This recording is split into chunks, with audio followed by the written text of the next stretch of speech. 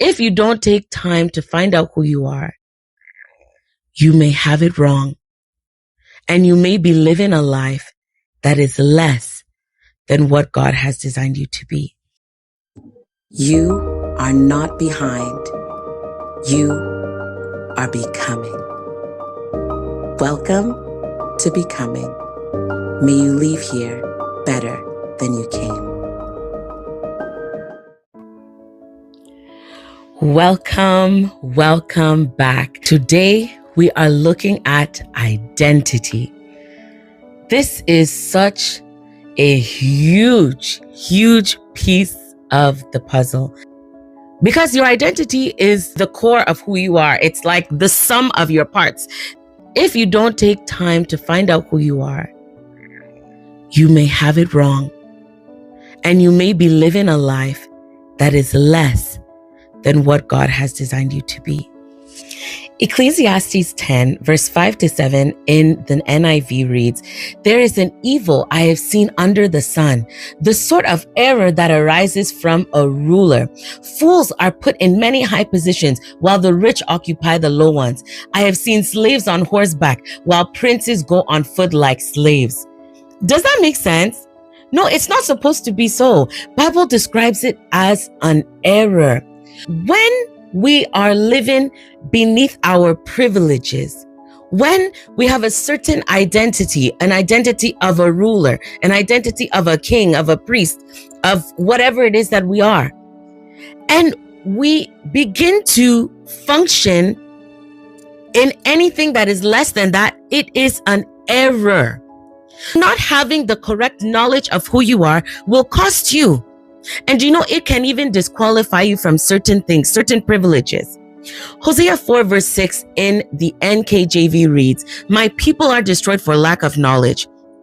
I know we quote this scripture all the time, but there's a second part of the scripture we never say. And it goes on to say, "Because you have rejected knowledge, I also will reject you from being priest for me." Not having certain information can disqualify you. It can cause you to lose out from something that really should naturally be yours. God himself can disqualify me for lack of knowledge. Bible says, "Study to show yourself approved." So we have work to do. We have a job to do when it comes to our identity. We must study and find out, do the work and find out who we are. Our true identity. Living the wrong identity is like applying a wrong label, and it can lead to loss and limitation. Let me tell you about a man I know named Jabez.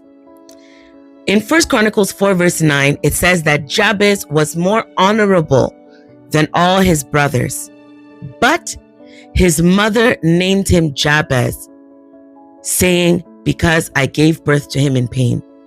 This lady had such a painful experience with birth that she decided to name her kid Pain. And so this child grew up believing that all he could do was bring pain. He internalized that label that was given to him. He internalized that identity that was placed on him. Meanwhile, Bible says that in reality, in actuality, Jabez was more honorable than all his brothers. So he was actually meant to be carrying an identity of honor, but because of a mislabeling, he was carrying an identity of pain. Oh my God. How many of us are carrying labels that the Lord did not give to us? Labels of abuse, labels of shame, labels from our past. Mislabels, errors. Many of us are walking around with labels and identities that do not belong to us. The woman with the issue of blood, when you read the scripture, she's referred to as woman. But if you notice, after the Lord heals her, after she becomes whole, he refers to her as daughter. She had a label of being the woman with the issue of blood.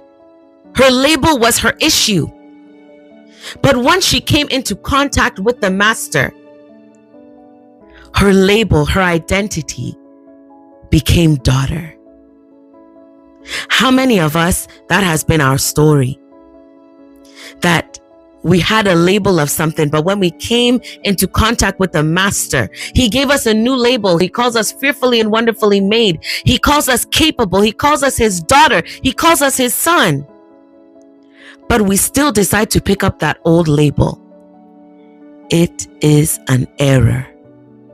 Today, make the decision to reject any label that the Lord did not give to you.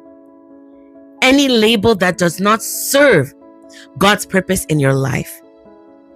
I implore you, reject it today. It is not what the Lord has intended for you.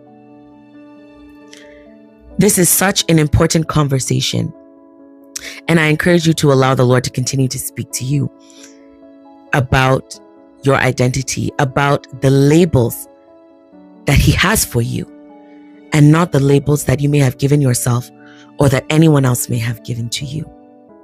Until next time, be blessed and be a blessing.